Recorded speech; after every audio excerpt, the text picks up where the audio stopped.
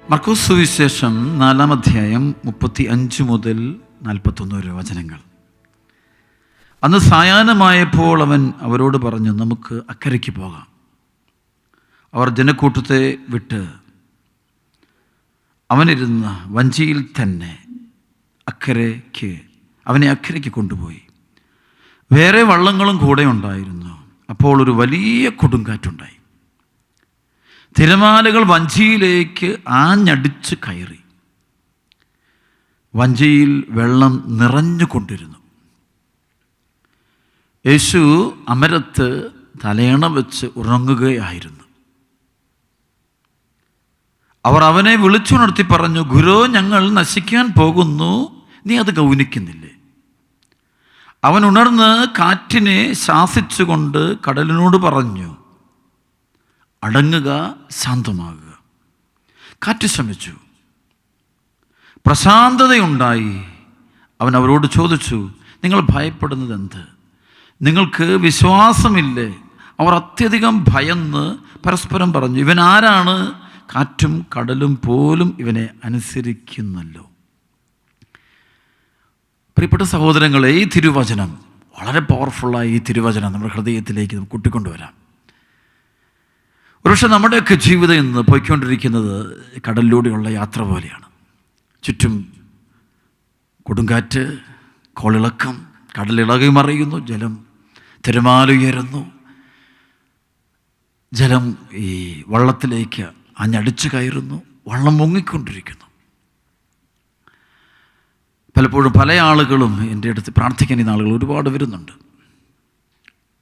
ഇന്നാളൊരു കുടുംബം എൻ്റെ അടുത്ത് വളരെ സങ്കടത്തോടെ എൻ്റെ അടുത്ത് വന്നു, എൻ്റെ അച്ഛോ, ഞങ്ങളാകെ തകർന്നിരിക്കുക, ഞങ്ങളുടെ മോള് ഒരു വഴിവിട്ട ബന്ധത്തിൽപ്പെട്ടിരിക്കുകയാണ്, ദൈവവചനവിരുദ്ധമായ വിശ്വാസവിരുദ്ധമായ ഒരു പ്രശ്നത്തിൽപ്പെട്ടിരിക്കുകയാണ്, പാപത്തിൻ്റെ കൂട്ടുകെട്ടിൽപ്പെട്ടിരിക്കുകയാണ്, അവൾ നശിച്ചു പോകരുത്.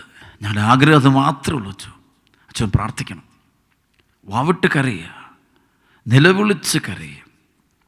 അപ്പം ഞാൻ പറഞ്ഞു, ഞാൻ പ്രാർത്ഥിക്കാം, തീർച്ചയായിട്ടും ഞാൻ പ്രാർത്ഥിക്കും. അതിനുശേഷം ഞാൻ പറഞ്ഞു, അച്ഛാ, അവൾ ആര് പറഞ്ഞാലും കേൾക്കില്ല. ഞാൻ പറഞ്ഞു, നോ, ഈശോ ഇടപെടും, നിങ്ങൾ പ്രാർത്ഥിക്കുക. ഞാൻ പറഞ്ഞു, നിങ്ങൾ പോയി കരുണയുടെ ജപമാല പോയി ചൊല്ലി പ്രാർത്ഥിക്കുക. ഒരു ദിവസം സാധിക്കുന്ന അത്രയും പ്രാവശ്യം ദൈവകരുണയ്ക്ക് വേണ്ടി പ്രാർത്ഥിക്കുക. നന്നായിട്ട് പ്രാർത്ഥിക്കുക, ഈശോയെ വിളിച്ച് പ്രാർത്ഥിക്കുക. അസാധ്യമായിട്ട്, ദൈവത്തിന് അസാധ്യമായിട്ട് യാതൊന്നുമില്ല. എൻ്റെ ജീവിതത്തിൽ ഞാൻ കണ്ടുമുട്ടിയത് ഈശോയാണ്. ഈശോ ഉണ്ട്, ഇന്ന് ജീവിക്കുന്ന ദൈവമാണ്. അപ്പോൾ ആ ദൈവമുള്ളത് കൊണ്ട് ആ ദൈവത്തെ വിളിക്കേണ്ടതുപോലെ വിളിച്ചാൽ തീർച്ചയായിട്ടും ആ ദൈവം ഇടപെടുന്ന അനുഭവം ഉണ്ടാകും. അപ്പോൾ അവരങ്ങനെ എൻ്റെ അടുത്ത് പോകാതെ വീണ്ടും വീണ്ടും കരയോ. ശരിക്കും അവരുടെ വിഷമം എനിക്ക് മനസ്സിലായി. കാരണം മുങ്ങി താണ്ടുകൊണ്ടിരിക്കുകയാണ്. അവർ വള്ളത്തിൽ വെള്ളം കയറിയെന്നവർക്ക് നല്ല ബോധ്യമായി. സ്വന്തം കഴിവൊന്നും കാര്യമില്ല. ഒരുപക്ഷെ നല്ല പണമുണ്ട്, സൗകര്യങ്ങളുണ്ട്, സാഹചര്യങ്ങളെല്ലാം ഉള്ളവരാണ്, അറിവും വിദ്യാഭ്യാസവും ഉള്ളവരാണ്. എനിക്കൊന്നത് അപ്പനും അമ്മയൊക്കെ പ്രൊഫസേഴ്സാണെന്ന് തോന്നുന്നു, കോളേജുകളൊക്കെ പഠിപ്പിക്കുന്ന പ്രൊഫസേഴ്സ്. പക്ഷേ അവർ മകള് നഷ്ടപ്പെട്ടതിൻ്റെ ഒരു കയ്യിൽ നിന്ന് പോവുകയാണ്. അപ്പോൾ ഞാൻ പ്രാർത്ഥിച്ചു, ഈശോ ഇടപെടും. അവർ ദുഃഖത്തോടെ നോക്കിയാണ് പോകുന്നത്. നമുക്ക് പ്രതീക്ഷ ഒട്ടുമില്ല. പക്ഷെ ഞാൻ പറഞ്ഞു, അപ്പം ഞാൻ പൊക്കോ, ഈശോയോട് പ്രാർത്ഥിക്കും. പോയിരുന്നു, നിങ്ങൾ ഇവിടെ ഇരുന്ന് പ്രാർത്ഥിക്കുക. ഈ ആലയത്തിൽ ഈശോയുടെ തിരുസാന്നിധ്യമുണ്ട്. പരിശുദ്ധ കുർബാനയിൽ ഈശോയുടെ തിരുസാന്നിധ്യമുണ്ട്. ദിവ്യകാരണത്തിൽ ഈശോയുടെ തിരുസാന്നിധ്യമുണ്ട്. സംശയമില്ലാതിരുന്ന് പ്രാർത്ഥിച്ചുകൊണ്ടിരിക്കുക. ഞാൻ കൂടുതൽ പറയാറില്ല, നമ്മൾ ഒരുപാട് അറിവിനേക്കാളും മനുഷ്യർക്ക് വേണ്ടത് ചില ജ്ഞാനമാണ് വേണ്ടത്, വിസ്ഡമാണ് വേണ്ടത്. അറിവിങ്ങനെ പരന്നു കിടക്കുന്നൊരു സംഭവമാണെങ്കിൽ ഈ ജ്ഞാനം എന്നത് അങ്ങനെയല്ല, അത് വളരെ കൃത്യതയുള്ളതാണ് ജ്ഞാനം. എപ്പോഴും കൃത്യതയുള്ളതാണ്, വ്യക്തതയുള്ളതാണ് ജ്ഞാനം. അപ്പം അതുകൊണ്ടാണ് ഞാൻ പറഞ്ഞത്, ഈശോയോട് പ്രാർത്ഥിക്കുക. അപ്പോസ്തലപ്രവർത്തന 16-ാം അധ്യായത്തിൻ്റെ 25 മുതൽ 31 വരെയുള്ള വചനത്തിൽ കാണാം, അപ്പോസ്തലന്മാരെ ശത്രുക്കൾ ബന്ധിച്ച് തടവറയിലിടുമ്പോൾ അവർ ആ രാത്രി മുഴുവനും പ്രാർത്ഥിച്ചത് ഈശോയോടാണ്. ഈശോ ഇന്ന് ജീവിക്കുന്നത് കൊണ്ടാണ് അവർ ഈശോയോട് പ്രാർത്ഥിക്കുന്നത്. ഈശോ ഉദ്ധാരിതനായ ഈശോയെ കണ്ടതാണ്, അനുഭവിച്ചത്. അതുകൊണ്ടാണ് അവർ പ്രാർത്ഥിക്കുന്നത്. അങ്ങനെ പ്രാർത്ഥിച്ചുകൊണ്ടിരിക്കുമ്പോഴാണ് തടവറയുടെ അടിത്തറ ഇളകുന്ന വിധത്തിലുള്ള വലിയൊരു ഭൂമികുലുക്കം ഉണ്ടാകുന്നു. ചങ്ങലകൾ അഴിഞ്ഞ് താഴെ വീഴുന്നു, എല്ലാ വാതിലും തുറക്കപ്പെടുന്നു, അവർ പുറത്തേക്ക് വരുന്നു. അപ്പോഴവിടെ നിന്ന് പടയാളി ഭയന്നു പോകുന്നുണ്ട്. ഭയന്നിട്ട് അവൻ മരിക്കാൻ ആത്മഹത്യക്കായിട്ട് അവൻ ഒരുങ്ങുന്നുണ്ട്. അപ്പോൾ പെട്ടെന്ന് അരുതെന്ന് പറഞ്ഞ് പൗലോസ്ലീഹ അവനെ വിലക്കുന്നുണ്ട്. അപ്പം അതിനുശേഷം പറയുന്നുണ്ട്, രക്ഷ പ്രാപിക്കാൻ സഹോദരങ്ങളെ ഞാൻ എന്ത് ചെയ്താലും എനിക്ക് ഈ ഒരു പ്രശ്നത്തിന് രക്ഷപ്പെടാം. ഉടനെ പറഞ്ഞു, യേശുക്രിസ്തുവിൽ വിശ്വസിക്കുക, നീയും നിന്റെ കുടുംബവും രക്ഷപ്പെടും. യേശുക്രിസ്തുവിൽ വിശ്വസിക്കുക, നീയും നിന്റെ കുടുംബവും രക്ഷപ്പെടും എന്ന് പറയുമ്പോൾ അത് വിശ്വസിച്ചുകൊണ്ട് അവൻ അവരുടെ കൂടെ പോവുകയാണ്. അപ്പം അതുകൊണ്ട് അവന് ആ അപകടത്തിൽ നിന്ന് രക്ഷപ്പെടുന്നുണ്ട്. ബൈബിൾ മുഴുവൻ ഈശോയിൽ വിശ്വസിച്ച് ഈശോ ഉണ്ട്, ഈശോ എന്ന് വിശ്വസിച്ച് ഈശോ അടുപ്പിക്കും. അവിടെ എല്ലാം അത്ഭുതം ഉണ്ടാകണേ. അപ്പം അത് തന്നെയാണ് ഇവിടെ സംഭവിച്ചത്. ഞാനിവിടെ പറഞ്ഞു വിടുന്നു, മിറക്കിള്. പിന്നീട് അടുത്ത 4 ദിവസങ്ങൾ തന്നെ ഈ കുട്ടി ഇവിടേക്ക് വരാനായിട്ട് തയ്യാറാകുക. അവൾ ആരെയും കേൾക്കുന്ന കുട്ടിയല്ല. ഇവിടെ വന്നു, നല്ല കൗൺസിലിംഗ് നടത്തി, കുമ്പസാരിച്ചു, എൻ്റെ അടുത്ത് വന്നു. അടുത്ത് നിന്നപ്പോഴത്തേക്കും പരമ പറഞ്ഞ അച്ഛൻ പറഞ്ഞ കുട്ടി, ഞാൻ കൂടുതലും കഴിഞ്ഞാൽ തലേക്ക് വെച്ച് ഈശോയുടെ നാമത്തിൽ പ്രാർത്ഥിക്കുന്നു, ഇവളിലുള്ള ആ തെറ്റായ ബോധ്യങ്ങൾ നൽകുന്ന ദുഷ്ടാരൂപികളെ ഇവളിന്ന് വിട്ടുപോകട്ടെ. കൽപ്പിച്ച നിമിഷത്തിൽ ഞാൻ കാണുന്ന കുഞ്ഞിൽ നിന്ന് തിന്മയുടെ ശക്തി വിട്ടുപോകുന്ന ഒരു അടയാളം അവിടെ ഉണ്ടായി. അതിനുശേഷം വെച്ച് മോളെ അത് ഉപേക്ഷിക്കുന്നു. അച്ഛാ, എനിക്ക് സമയം തരണം, എനിക്കൊന്ന് പ്രാർത്ഥിക്കണം. തീർച്ചയായിട്ടും. പക്ഷേ എനിക്ക് എന്നപ്പോൾ തുടങ്ങി പരിശുദ്ധാത്മാവ് കുഞ്ഞിൽ പ്രവർത്തിച്ചു തുടങ്ങി. കുറച്ച് ദിവസങ്ങൾക്ക് ശേഷം വീണ്ടും മകൾ വരുമ്പോൾ കണ്ടുമുട്ടുന്നത് അവൾ തന്നെയാണ് ഇവിടെ വരുമ്പോൾ ആ തിന്മയുടെ സ്വാധീനം ആ മകളെ വിട്ടുപോയി. അവൾക്ക് ഈശോയോട് ഭയങ്കര അടുപ്പമായി. അപ്പം എന്നിട്ട് എന്നോട് ചോദിച്ചു, അച്ഛാ, കുറച്ച് ദിവസങ്ങൾ ഞാനിവിടെ താമസിച്ച് പ്രാർത്ഥിക്കുന്നതിന് അച്ഛന് തടസ്സമുണ്ടോ? ഞാൻ പറഞ്ഞു, പ്രാർത്ഥിക്കാം, നമുക്ക് നോക്കട്ടെ, സൗകര്യമുള്ള പോലെ നമുക്ക് അറേഞ്ച് ചെയ്യാം, സൗകര്യം നോക്കി അറേഞ്ച് ചെയ്യാം.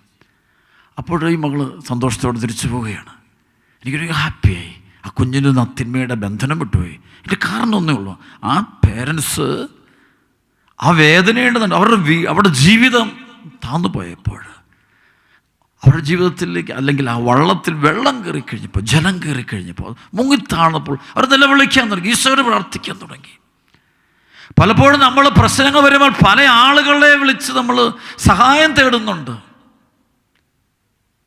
കൂട്ടുകാരെ വിളിച്ച് സഹായം തേടും, ബന്ധുക്കളെയും വിളിച്ച് സഹായം തേടും, രാഷ്ട്രീയക്കാരെ വിളിച്ച് സഹായം തേടും. പല ആളുകളെ നമ്മൾ വിളിച്ചാണ് നമ്മുടെ ജീവിത പ്രശ്നങ്ങളുണ്ടെങ്കിൽ നമ്മൾ സഹായം. പക്ഷേ ശരിക്കും നമുക്കറിയാം, ഇവരാർക്കും നമ്മളെ സഹായിക്കാൻ പറ്റും. എൻ്റെയൊക്കെ ജീവിതത്തിൽ ഞാൻ കണ്ടിട്ടുണ്ട്. ജീവിത പ്രശ്നങ്ങളിലൂടെ നമ്മൾ പലരെ ആശ്രയിച്ചെന്ന് രക്ഷപ്പെടാൻ വേണ്ടി നോക്കുമ്പോൾ ഒരു വാതിലും നമുക്ക് തുറന്നു വരില്ല. പക്ഷേ എല്ലാ വാതിലും അടഞ്ഞു പോകുന്ന ഒരു അനുഭവം ഉണ്ടാവും. അപ്പോൾ ആ സമയത്തൊക്കെ ഞാൻ എൻ്റെ ജീവിതത്തിൽ അനുഭവിച്ചൊരു കാര്യമാണ്, ഈശോയെ എന്ന് വിളിച്ച് പ്രാർത്ഥിച്ചാൽ മതി. എൻ്റെ ഈശോയെ ഇടപെടണമേ, ഈ പ്രശ്നത്തിൽ നീ ഇടപെടണമേ, നീ ഇടപെടാൻ, എൻ്റെ ജീവിതത്തിൽ ഇടപെടാൻ വേണ്ടി ഞാനെന്ത് ചെയ്യണമെന്ന് നീ ആവശ്യപ്പെടുന്നു, അത് ചെയ്യാൻ തയ്യാറാണ്. അപ്പോസ്തല പ്രവർത്തനം 2:37 മുതൽ വചനമുണ്ട്. പത്രോസ്ലീഹ പെന്തക്കോസ്തായ്ക്ക് ശേഷം അതിശക്തമായ വിധത്തിൽ ദൈവവചനം കൊടുത്തു കഴിഞ്ഞപ്പോൾ ആളുകളെല്ലാം കൂടെ പത്രോസിൻ്റെയും മറ്റ് അപ്പോസ്തലന്മാരുടെ അടുക്കിലേക്ക് കൂടിക്കൂടിയിട്ട് ചോദ്യമുണ്ട്, സഹോദരന്മാരെ, രക്ഷ പ്രാപിക്കാൻ ഞങ്ങൾ എന്ത് ചെയ്യണം? രക്ഷപ്പെടാൻ എന്ത് ചെയ്യണം? യഥാർത്ഥത്തിലുള്ള രക്ഷ കിട്ടണമെങ്കിൽ എന്ത് ചെയ്യണം? ആര് വേണം കൂടെ? ആരോട് പ്രാർത്ഥിച്ചാലാണ് ജീവിതത്തിൽ രക്ഷപ്പെടുന്നത്? ഏത് വഴിയെ പോയാലാണ് രക്ഷപ്പെടുന്നത്?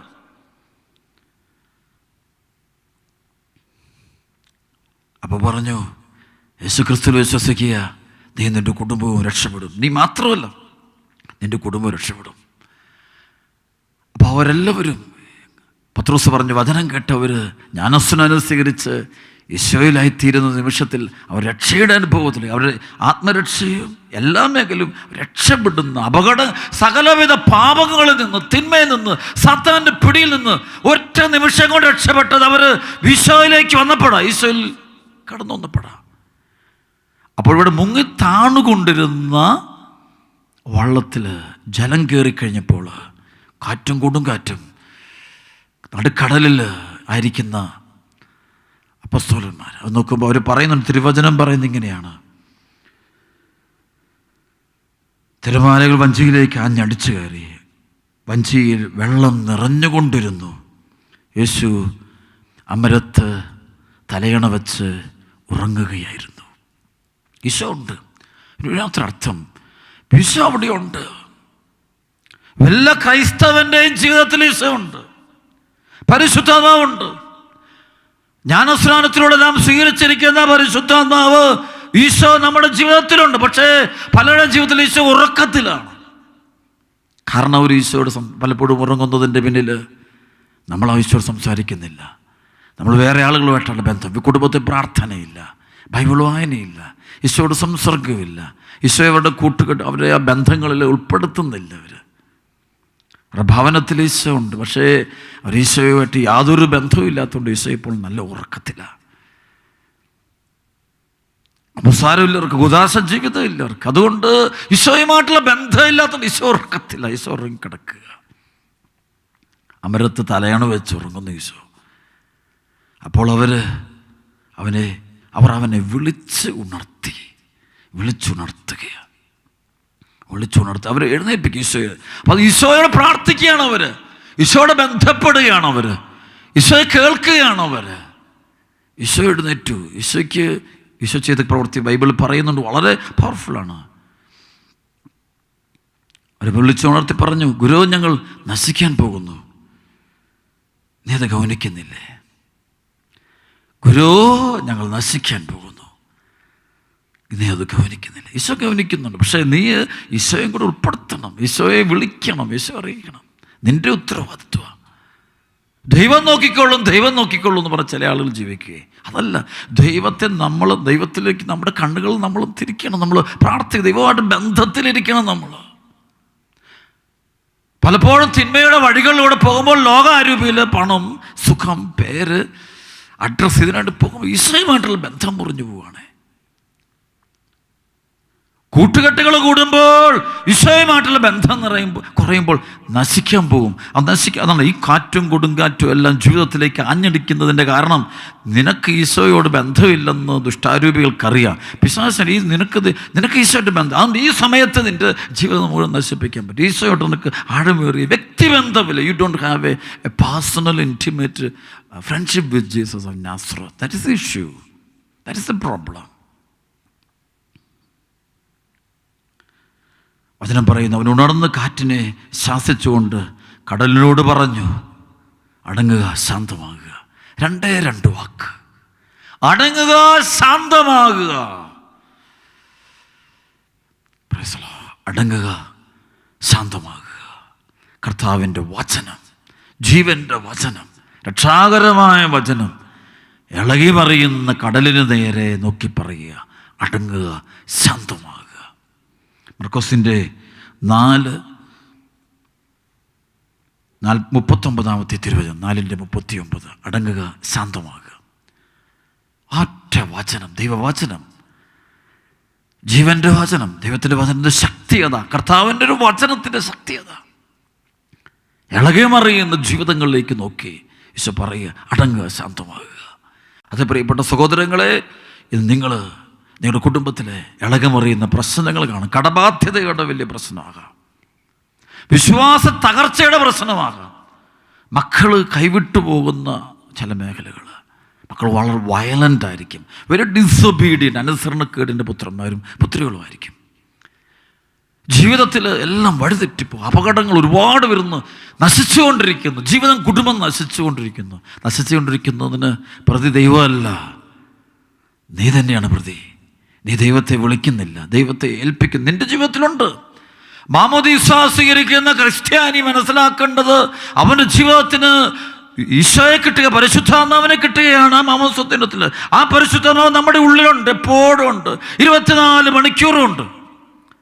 നമ്മൾ പാപം ചെയ്യുമ്പോഴും പുണ്യം ചെയ്യുമ്പോഴും എല്ലായ്പ്പോഴും ഈ ദൈവത്തിൻ്റെ ആത്മാവ്, ഈശോ നമ്മുടെ കൂടെയുണ്ട്. 2 കൊരിന്തോസിൻ്റെ 13:5-6 വചനം പൗലോസ് പറയും, നിങ്ങൾ നിങ്ങളുടെ വിശ്വാസത്തിൽ നിലനിൽക്കുന്നുണ്ടോ എന്ന് നിങ്ങൾ തന്നെ പരിശോധിക്കുവിൻ. യേശുക്രിസ്തു നിങ്ങളിലുണ്ട് എന്ന് നിങ്ങൾക്ക് ബോധ്യം വന്നിട്ടില്ലേ? ഇല്ല എങ്കിൽ നിങ്ങൾ പരീക്ഷയിൽ പരാജയപ്പെട്ടിരിക്കുന്നു. ഈശോ ഉണ്ട്, വിളിച്ചെഴുന്നേൽപ്പിക്കുന്നുണ്ട്. ഇവിടെ നശിക്കുന്നത് ജലം, ഈ വള്ളത്തിൽ കയറുന്നത്, കപ്പലിൽ കയറുന്നത്, ജീവിതത്തിലേക്ക് അപകടങ്ങൾ നശിക്കാൻ പോകും. ദൈവം ഉണ്ട്, അവിടെയുണ്ട്, ഈശോ ഉണ്ട്. അതിന് വിശ്വാസം പോയി. അവർ ഈശോയായിട്ട് ബന്ധമില്ല. അവർക്ക് കുടുംബ പ്രാർത്ഥനയില്ലാത്ത കുടുംബങ്ങൾ തകരുമെന്ന് പറയേണ്ട കാരണം ഇതാണ്. ബൈബിള് വായനയില്ലാത്ത വീടുകളിൽ അപകടം വരുന്നതിന് കാരണം ഇതാണ്. കുംസാരം കൂദാശ ജീവിതം ഇല്ലാത്തവന് ചില ദുരന്തങ്ങൾ വരുന്നു. അപ്രതീക്ഷിതമായ കൊടുങ്കാറ്റ്, അപ്രതീക്ഷിതമായ വെള്ളപ്പൊക്കങ്ങൾ, അപ്രതീക്ഷിതമായ സംഭവങ്ങൾ നടക്കുക അവൻ്റെ ജീവിതം സംഭവിക്കും. Because he has no relationship with God. ദൈവത്തെ വേണ്ട എന്നൊക്കെ പറയുന്ന ചില ആളുകളുണ്ട്. ചിലപ്പോഴൊക്കെ തോന്നും, ചില പ്രായത്തിലും ചില കാലത്തിലും ചില പണം കയറുമ്പോഴും ചില സൗകര്യങ്ങളൊക്കെ വളരുമ്പോൾ തോന്നും ദൈവമില്ലേലും ജീവിക്കുന്നേ. വെറുതെയാ. ഇത് വരും, കൊടുങ്കാറ്റ് വരും, പൈശാചിക പീഡ വരും, അപ്രതീക്ഷിതമായ ദുരന്തങ്ങൾ. എന്നാൽ ലോകം മുഴുവനും അപ്രതീക്ഷിത ദുരന്തങ്ങൾ. അപ്പോൾ ആ സമയത്ത് ഈശോ എഴുന്നേൽപ്പിക്കുകയാണ്. നിങ്ങൾ ഈ സമയം വിളിച്ചെഴുന്നേൽപ്പിക്കണം, പ്രാർത്ഥിക്കണം, മണിക്കൂർന്ന് പ്രാർത്ഥിക്കണം. ഒരുപക്ഷേ നിൻ്റെ സ്വരം ഈശോയുടെ മക്കൾ എത്തുന്ന തടസ്സമായി നിൽക്കുന്നത് നീ മാറ്റണം.